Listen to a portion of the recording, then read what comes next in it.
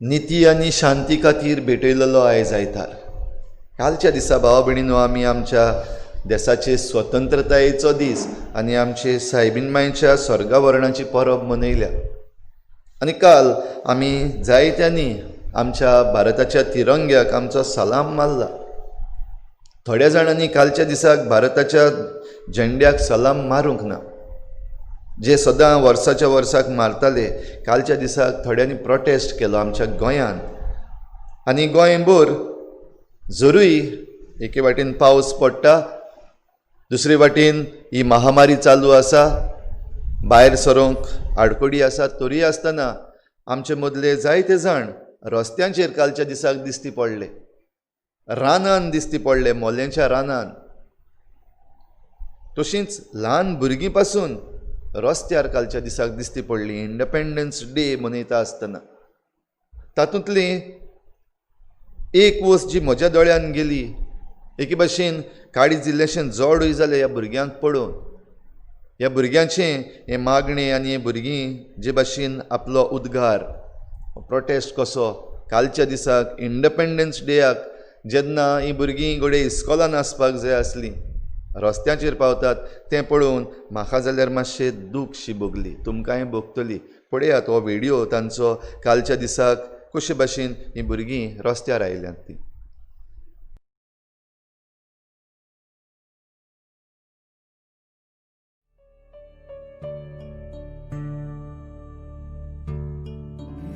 Our forest, our future, our voices.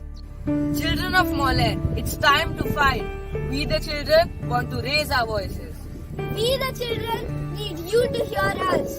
Enough is enough, it's time to make some choices. A railway here and a highway there, a national park, have been ripped apart. There's a base here and a base there. Is this how we share? Look at the chart. People and animal alike will lose their homes.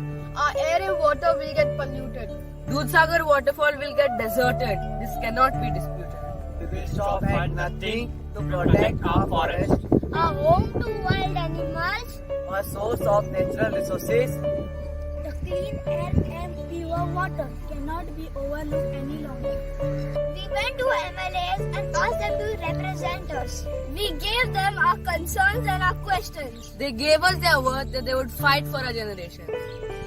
The assembly on the 27th of July came and went. It only lasted a few hours. There was no talk about Molam or the tree projects. Our voices and representation went unchecked. What do we do now? Give up? No. We are here to stay and fight. We are here to do what is right. We are the children of tomorrow. We are the generation that has to live in a state with pollution and environmental degradation approved in the name of development. Our masks may cover our faces, but our voices cannot be silenced. We won't just sit and watch as the heart of Maram is damaged. Where does this stop? We have questions and we demand answers. Our future electric. Will you join us? Will you join us?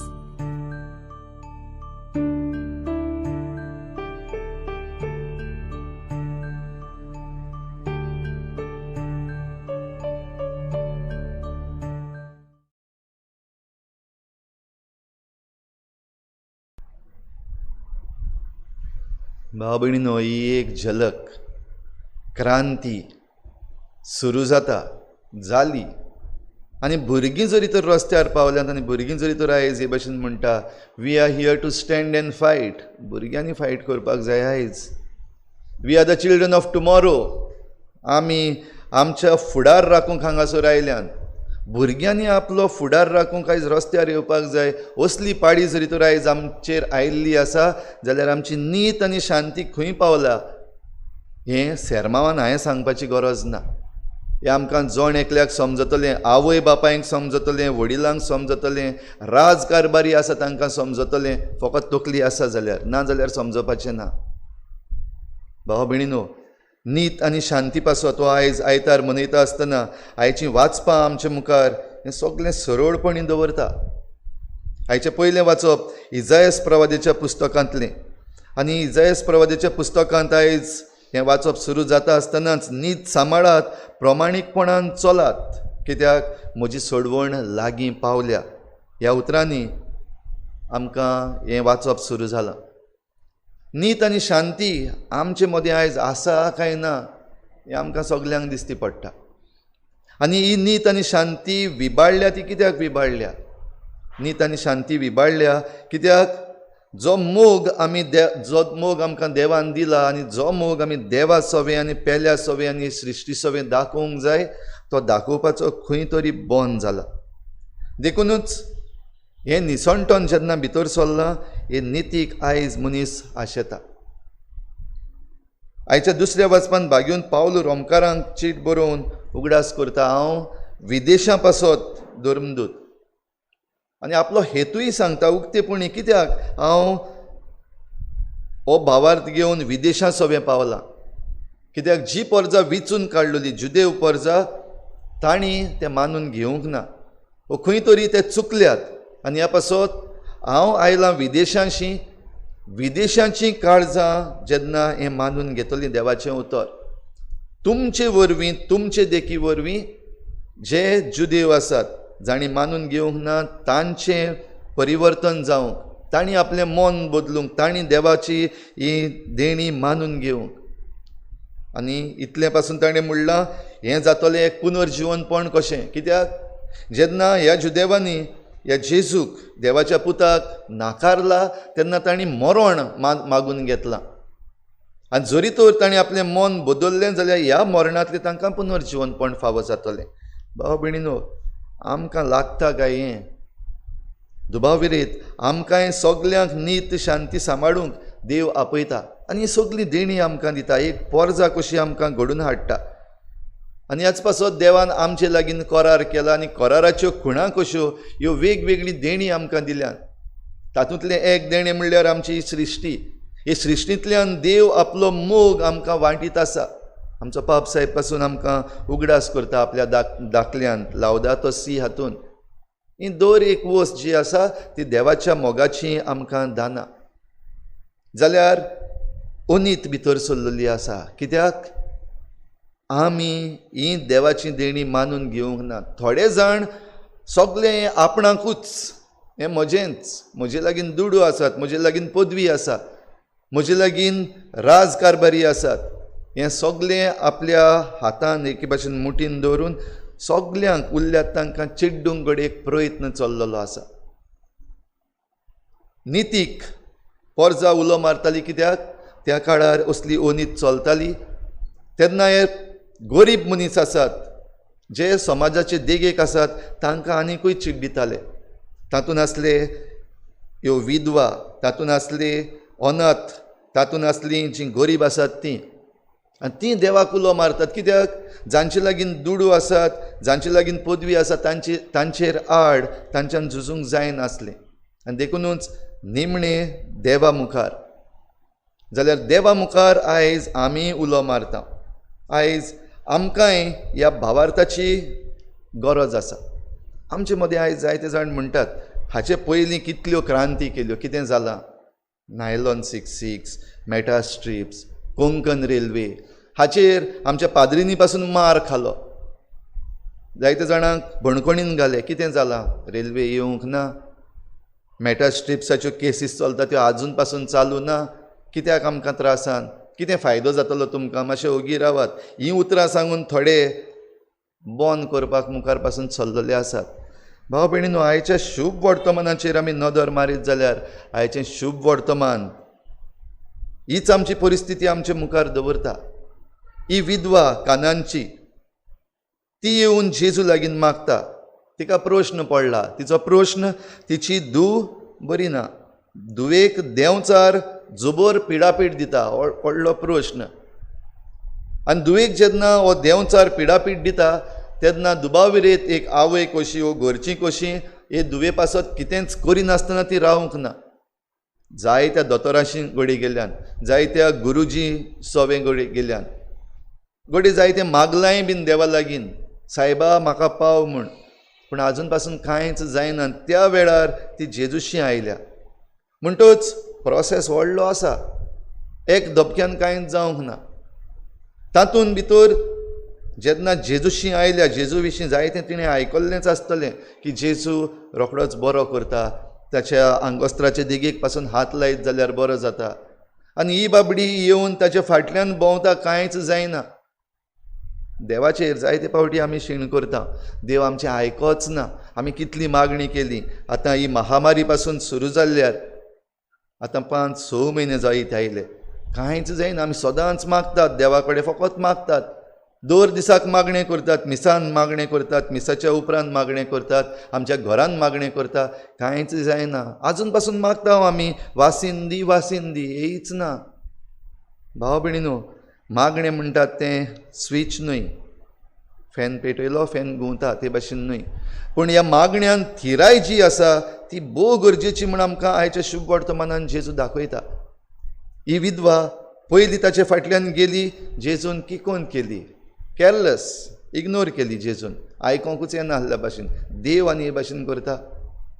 परिक्षा चलताली तिची, तरूय तिणें आवाज काडल्या उपरांत तिचे पासत जेजूचे शीस खूद वचून जेजूक सांगतात, कोर तिचे पासत हो उपकार, दी ताका, दी तिका ती कितें मागतात ती आमच्या फाटल्यान बोब मारीत येता.